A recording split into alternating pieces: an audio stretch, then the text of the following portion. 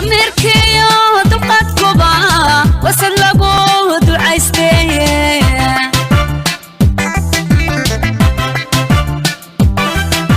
satir laga baryana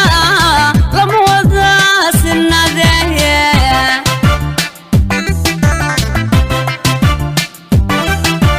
ruuxu ee basiyana cid kama sarreysee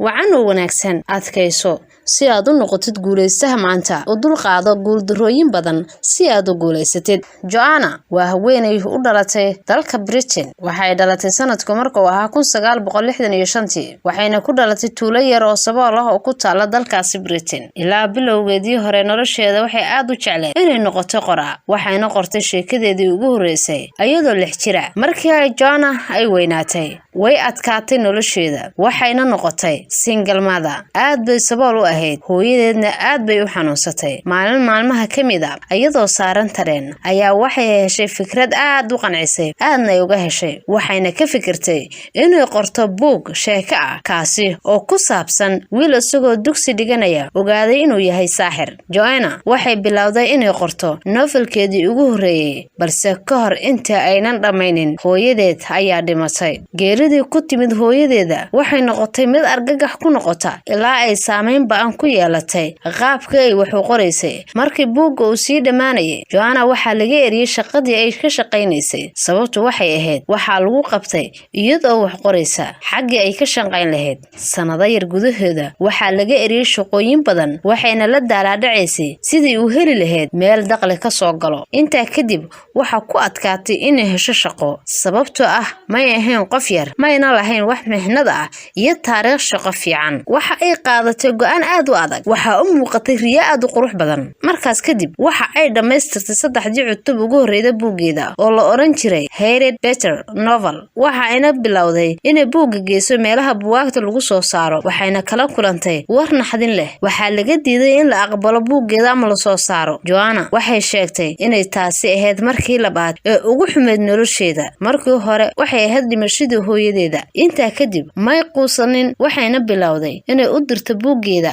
meelo kale ee lagu soo saaro buugaagta balse ugu yaraan 12 meelood oo kale ayaa laga soo diiday buuggeeda waa hooyo kaligeed ah aan wax shaqo ah ama mihnad atoona aan lahayn oo aragtay riyadeedii oo sii burburaysa waa xaalad ay waqtiga Joanna ay ku sugnayd markaasi balse sabab jira awgeed may quusan ismayna dhiibin waxayna sii waday inay la xiriirto meelo kale lagu soo saaro buugaagta ilaa markii dambe qola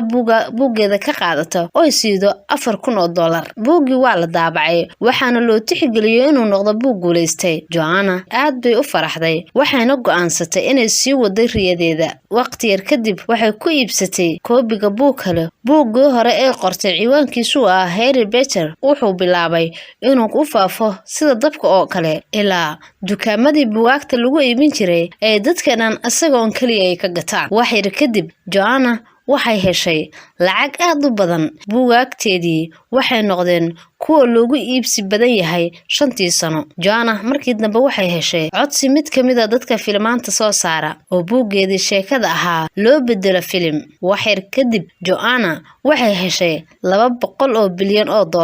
filimkii laga sameeyay buuggeedii Joanna waxay noqotay qoraagii ugu horeeyay ee taariikhda noqda bilyaneer waxayna iminka tahay mid kamid ah dumarka ugu taajirsan dunida u dagaalan waxa aan rumaysan tahay xataa haday dadka qabiirada ahi ay ku diidaan ama ka hor yimaadaan ugu Joanna waxay 12 meelood geysay buuggeedii ugu horeeyay si uu soo saarto balse waa laga diiday halka ugu dambeyntii laga qaatay una guuleystay mararka qaar noloshu way kugu adkaanaysaa balse hore u soco si aad guulo u gaarto waxaad ka soo bilaabaysaa noloshaada meelo hoose waxaana gaaraysaa meelo sare oo ku guuleysan karto halka Diamond Show aad kala soco kartaan warbixinada sheekooyinka iyo gabdhaha guuleystay. Assalaamu calaykum waraxmatullaahi tacaala wabarakaatuh.